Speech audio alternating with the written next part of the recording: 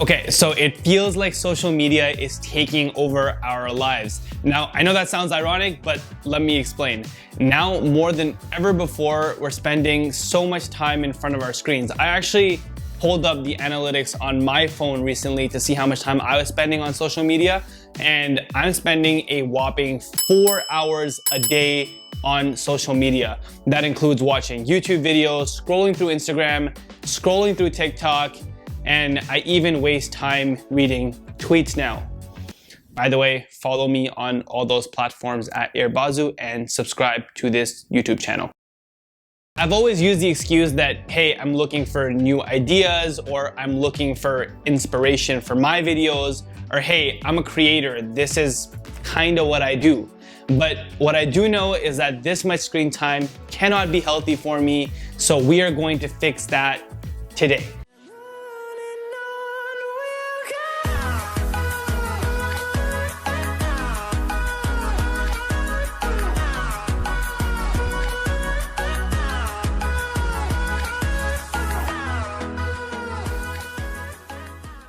Okay, first off, let me explain why spending too much time on social media can be unhealthy for us. So studies time and time again have actually shown that spending too much time on social media leads to a feeling of isolation, or kind of feeling like you're all alone, which is pretty ironic because these apps are meant to connect us and be social tools for us to interact with other human beings.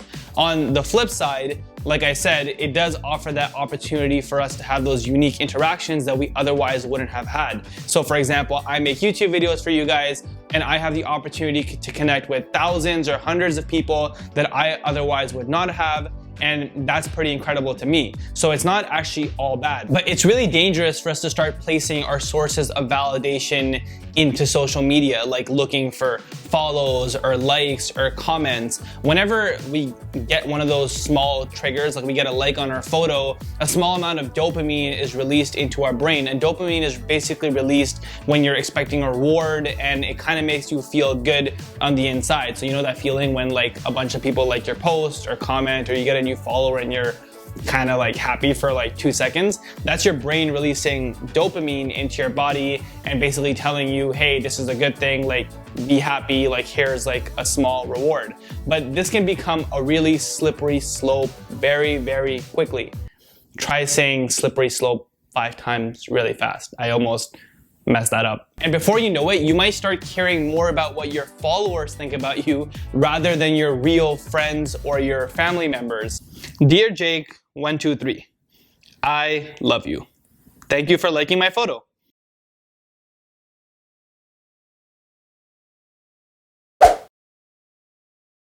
Now, think about how many times this has probably happened to you.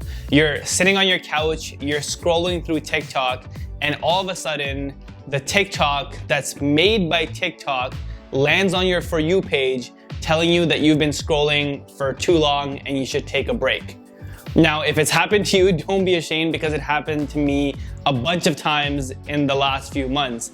And honestly, it's a clear sign that we're spending way too much time on our phones. Also, think about that time you had that important task to complete, but you were feeling overwhelmed or you didn't know how to complete it, so you used social media as an escape. You just pick up your phone and you started watching that really long YouTube video to sort of delay you having to do that work. So social media also has an impact on our productivity and how efficiently we can complete tasks, because we kind of just use it as an escape if we're too afraid to start them, or if we're too lazy to do them, or if we don't know how to do them. Here's another obvious example of how social media impacts us every single day.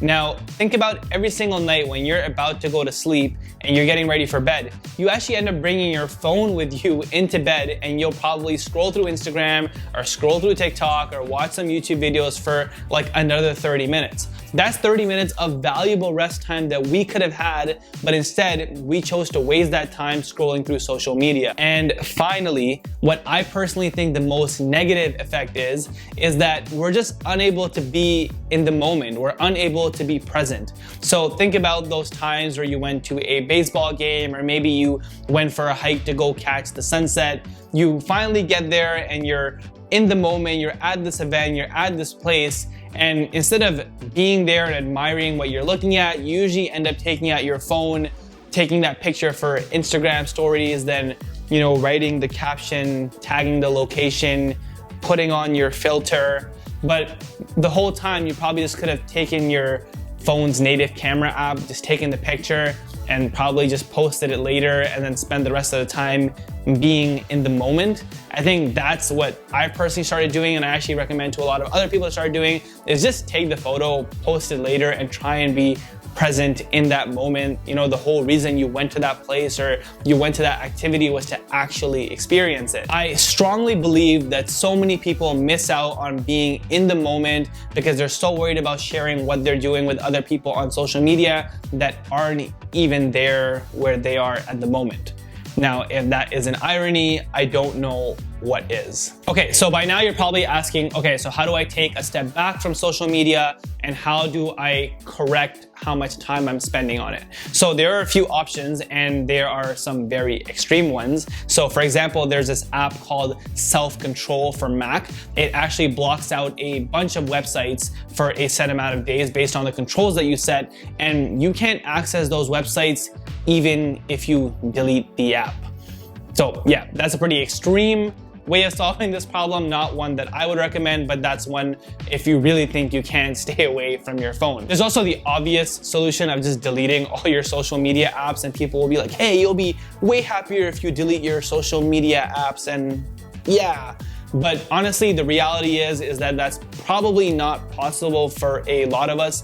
Social media apps have kind of become essential in a way on a day-to-day basis. A lot of people get their news from social media apps. It acts as a stress relief. And also a lot of people run their businesses on Instagram today. So for a lot of people, these extreme options are probably not the most viable. So what's the middle ground solution? Thankfully, there are a ton of apps out there that actually let you set some restrictions or some time limits for how much time you spend on social media, and they won't kick you out of them or block you, but they'll annoy the heck out of you or give you a ton of notifications on your phone until you get off. If you have an iPhone like I do, the iOS native screen time app actually has the ability to also set restrictions on how much time you can spend on social media every single day. Another happy medium solution for how you can spend less time on social media is what I call turning off all your dopamine notifications. And those are notifications like, hey, this person liked your photo.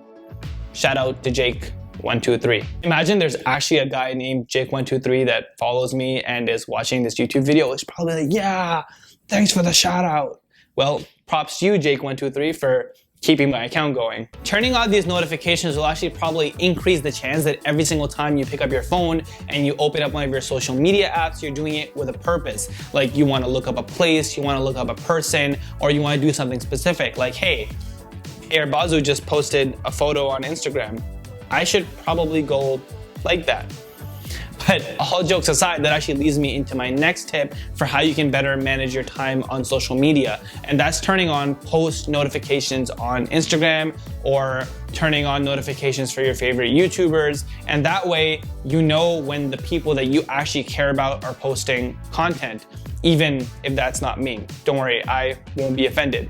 But turning on these post notifications will actually ensure that you go on to only look at things that you actually care about, and that will definitely help limit your time on social media. I promise it has worked for me. I have post notifications turned on for all my favorite creators, my friends, and my family, so I know exactly what they're up to when I want to know what they're up to. Now, identification is the first part in solving the problem.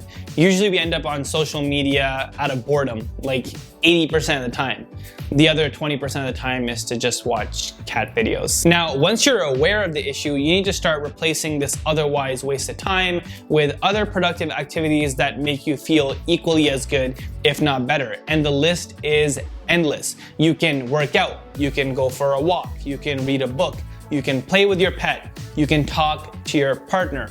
The amount of times that my wife and I have had conversations over TikTok, or we've both been working in our offices during the day and we are sending each other's TikTok back and forth, is actually hilarious. That just means that neither of us are actually working at that particular time, and we should probably just go have a conversation with each other instead of sending each other funny cat TikToks.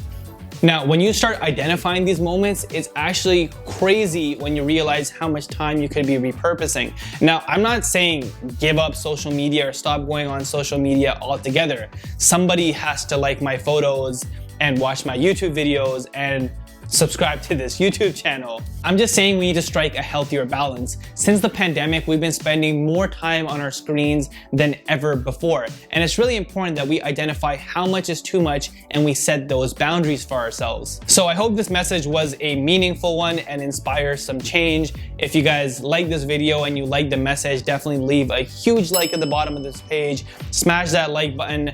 I really want to start adding this type of content to my channel, so I'm interested to see what you guys actually think about it.